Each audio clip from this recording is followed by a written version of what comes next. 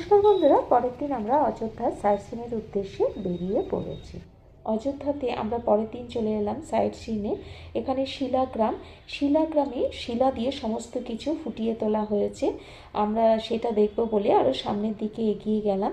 এখানে সিমেন্টের এবং পাথরের মাধ্যমে রামকথাকুঞ্জ, রামের জীবনী কথা তুলে ধরা হয়েছে।